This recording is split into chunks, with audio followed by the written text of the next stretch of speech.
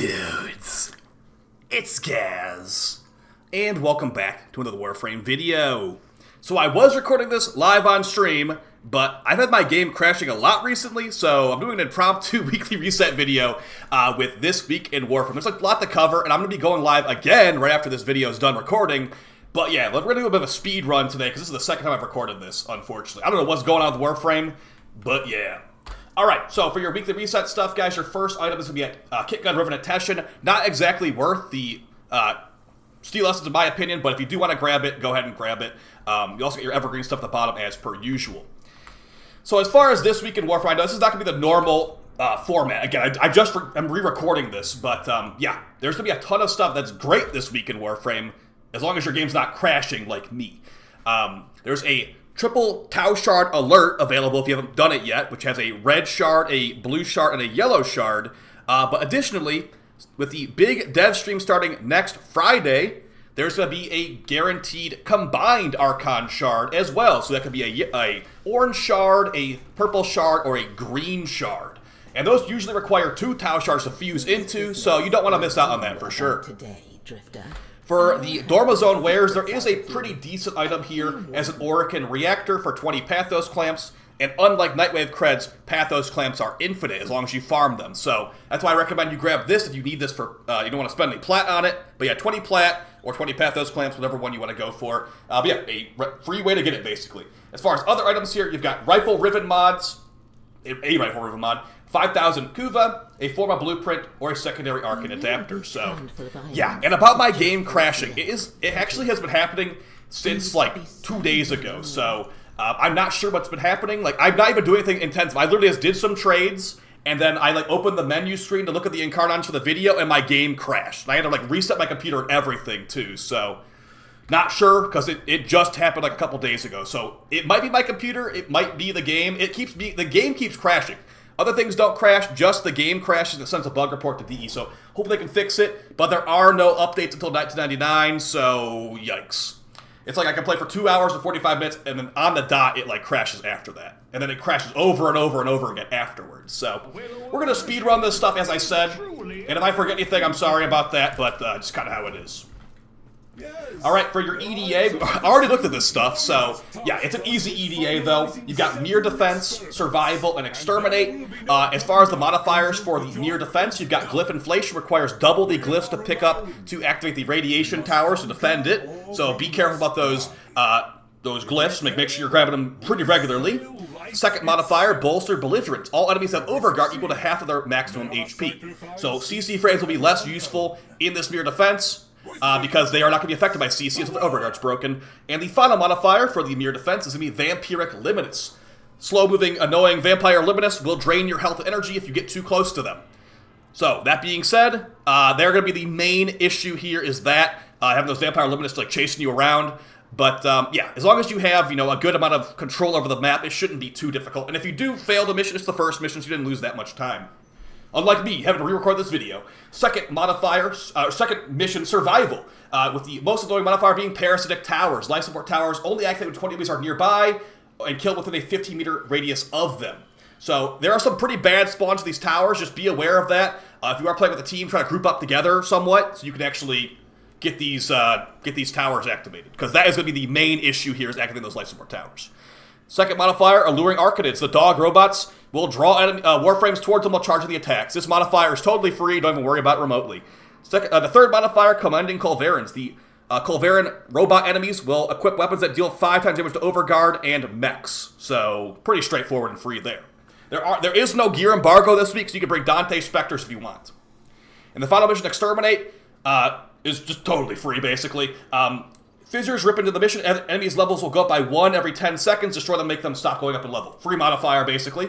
Bold Venture, enemies deal less damage and take increased damage, but also have increased attack speed, movement speed, and fire rate. So there you go, another completely free modifier. And the only modifier you might actually care about in this one, Rupturing Fragments, are going to be replacing the Shuffling Fragments, so the arm enemies that like crawl across the ground, they will explode in a 5,000 damage explosion if you are close to them. So just be aware of that. And that is the only thing that could maybe get you killed in this EDA. Very, very easy EDA this week. And your individual modifiers, Energy Exhaustion. You lose energy when enemies are nearby you. Knife Step Syndrome, you lose 2 health while moving. Jumping will pause the effect. Transference Distortion, a pretty annoying one this week. You cannot use your Operator or your Drifter. And the final one, Secondary Wounds. You gain 1 puncture effect every time you take damage. So yeah, pretty straightforward EDA. Energy Exhaustion might be annoying in the Mere Defense, but beyond that, really, really free. If you don't have that mission unlocked, it requires rank 5 with a Kavia Syndicate. Just like this item over here. Bird 3's Weekly Shard is going to be a yellow shard from Bird 3. So 30,000 rep, you get 15,000 rep for beating the EDA, and 5,000 rep per Netrocell afterwards. So pretty straightforward there, as long as you have this stuff unlocked. Now, since I am re-recording this video, I cannot actually show you the normal circuit stuff, but we've got the frames of Mirage, Hydroid, and Limbo, and as far as which one's the hardest one to farm, it's going to be Mirage. I'd recommend you go for Mirage over Limbo and Hydroid for the normal circuit. For your Archon hunt, it's the red Archon shard with the Wolf Archon, mission types Mobile Defense, Disruption, and the final boss showdown. So straightforward on that one. I haven't done the Narmer Disruption for a while, so that might be kind of interesting to see how that goes.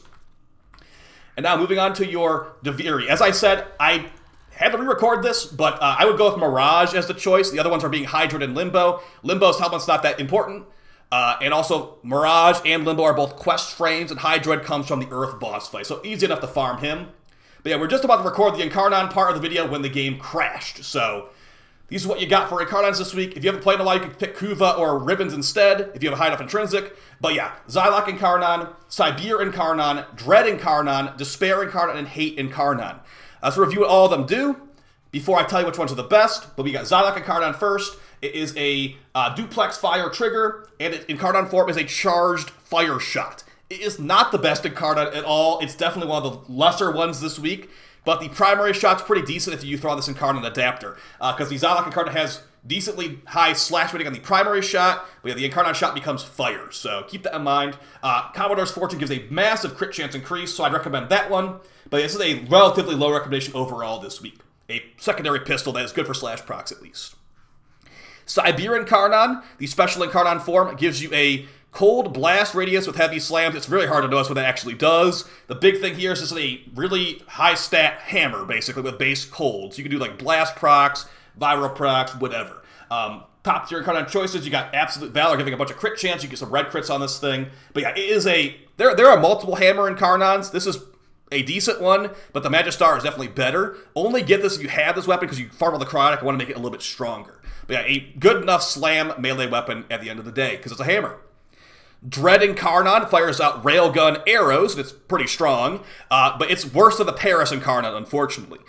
So you are no longer silent shots, but you have a railgun fire arrow once you get the Incarnon form from the headshots, and this thing can be pretty fun with the new Unseen Dread Augment, which does make it a little bit better than it usually is. But yeah, the Paris is still better than this thing in my opinion. But you get a zeroed in buff right here with increasing your crit damage, or you can increase your status chance, or a little bit of both. It's not the best, but you probably already have the Dread, so if you want to pick weapons you actually have this week, Dread is... A lot of people have the Dread already. Despair Incarnon, I'm going to go ahead and call this probably the weakest one this week.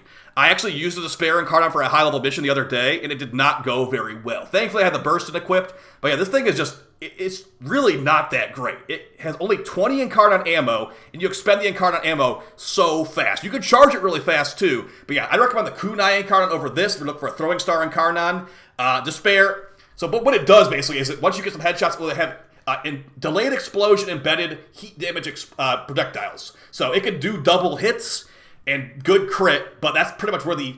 it's also technically silent too. So it's a silenced explosive Incarnon weapon, which is good. But yeah, that does not enough value for you to actually use some everyday missions. So I would say lower priority for sure. And the best Incarnon this week is the Hate Incarnon. It's a very powerful scythe. And as far as what it does, once you're in Incarnon form, the light attacks will launch a fire like projectile, basically. It becomes a ranged melee with good heat stats and stuff like that. As far as your top tier Incarnons, I usually use the subtle force one, giving status chance and crit chance. But yeah, this thing is very good for high levels. It also got the new Burning Hate Augment too, which with some of the changes in the 1999 update might become even better with how Shock Trooper will not combine anymore. So after we've gone over all these Incarnons, and I'm like rushing through it, what are the best ones this week? Hate Incarnon number 1, number 2, probably Dread Incarnon, or whatever other thing sounds good to you. It's really just most of the Hate Incarnon this week, with second choice being up to you, honestly. But yeah, Xylock not the best, Sibir decent enough, and Despair Incarnate, I just really don't even like this thing anymore. So yeah, I just go number 1, Hate, number 2, Dread. Hopefully that was helpful to you guys. Moving on to the Nightwave stuff, and hopefully I'm remember all the things I wanted to mention in this video. We got Double XP Weekend starting next week on the 29th. Final Detriment 2024 on the 29th. Tau Shard Alerts ending on the 29th too. So a lot of stuff happening on the 29th. Make sure you guys get all that stuff done. Yeah, the Double XP Weekend, I have a video showing how to prepare for that as well. Alright, first, weekly challenge for the Nightwave. You got Collector, collect 100 resources from Deviri. Pretty straightforward. That's a lot of resources, though. Second modifier, or second Nightwave challenge, Eliminator, complete 3 Exterminate missions. Really straightforward there. Exodus, Executioner, kill 100 Exodus. So you're going to have 2 challenges this week for killing Exodus. Exodus, Executioner, and Exodus Eliminator. So really, really easy. Kill 100 Exodus, kill 30 Exodus. So much Nightwave rep for free. It's pretty nice. And your last of the weekly is Fallen Angel, defeat 5 Void Angels in the Zeramon. They are guaranteed to spawn every mission, by the way, so yeah. And the other 2 are your permanent weeklies, complete 15 missions and kill 500 enemies. For your cred offerings this week, let's see what we got. Evergreen stuff at the top as per usual, and some decent helmets it looks like. Jade helmet's nice, and here that's a nice one to grab. But as far as your aura mods and augment mods here, you got Corrosive Projection, and a couple other ones. So Corrosive Projection is probably the only good aura mod here this week, besides, it's the only good one this week. So if you don't have that, go ahead and grab it. For augment mods, you got Range Advantage of the Akjagara, Bursting Master Mulas Quanta, and Wild Frenzy of the Gurkata. Not really necessary to have any of these, in my opinion. And for your Conclave mods at the bottom, you got Prism Guard for Mirage, Power of 3 for Ivara, Shrapnel Rounds for the Merlock, and Singularity for Nyx. We are getting information on the Nyx rework on Friday, so maybe this won't be better. But for right now, Nyx is not the best frame. And that is basically your weekly reset, guys. I'm going to go live on stream right after this video goes up, so come on, stop by. Hopefully I can stream for more than 2 hours, 45 minutes before the game starts chain crashing over and over again. But yeah, it might be my computer technically, so yeah, let's go ahead and see those invigorations in the back of the ship, see if anything good. Oh, looks like I'm getting a Garuda one, so that's cool. But yeah, guys, I am really sorry about the crashing. Hopefully it doesn't really affect anything going forward, because that is very, very annoying that I can only do 2.5 hours of streaming before the game starts crashing. So, again, it might be my stuff, but I've been trying to fix it multiple different ways. So, let's go ahead and see what we have. So this is random per player per week. Just keep that in mind. All right, so for Garuda, we've got secondary critical chance and 1,000 extra health. That should be pretty decent for me. If I do like an Umbra loadout on Garuda, but I normally actually have a shield getting build on Garuda and a shield regen build, so that's not super helpful, but secondary crit chance is pretty decent. For Baruch, we got a nice one, Parkour Velocity and Ability Strike. I have Baruch for EDA, so that might be a really nice one to run.